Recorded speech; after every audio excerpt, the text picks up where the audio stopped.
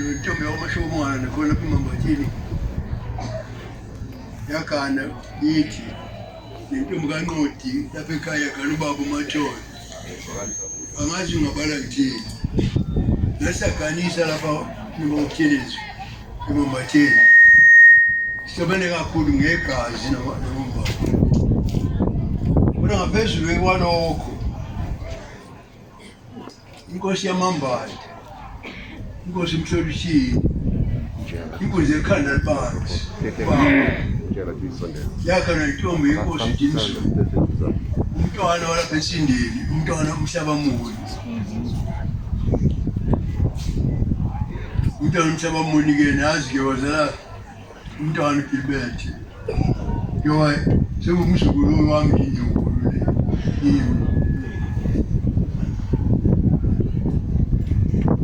kithi kophinda ngene amadanga saganisa lapha ekhaya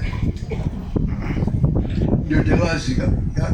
udadewethu impela kababa uMathole uMantisi wagana indodana yenkosi yaMambala khona lapha ekhaya ngakho ngazi-ke khona ukho sengibalile ongabazayo ukuthi ngithini njengoba kakhulu umeya ukuthi angimemeza lapha endlini kwethu ezokwenzela izitulo kuba lapha eMambatheni ngiyazalwa mina eqobo lwami noma babeyibathatha intombi phela umazisithi bawukhonele bashumelele ubuhlobo phela bafake intombi babebathatha kodwa sizalwa lapha ekhaya sonke thina bangagqibele sizalwa lapha nochuku kwamambala umfazi ngayintombi ugogo wethu njengoba kakhulu enkulu ukusemukela kwakho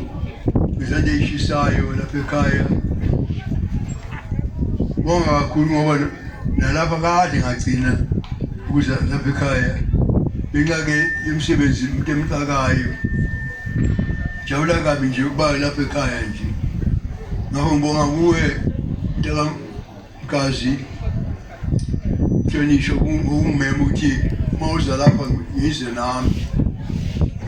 ngize kanye nawe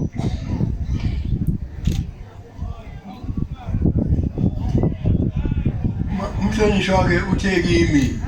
njengoba eshilo nangalezi nsuku ezinye laba abazonikwa lapha uthi abantu amakhulu amahlanu ngakho ngizwe ngithuthumela uba ngibona isizwe sonke siyilapha ukuthi kanti Mhlonishwa uyoma isizwe sonke ngibethe kimi ngabantu amakhulu amahlanu nje kuphela bazanikwa lokho okulinganayo kodwa nokuba sibonane nje kuseyisibusiso nje ndukuba sibonane nje mntanami nje ngoba sisazana ujozisile kakhulu lo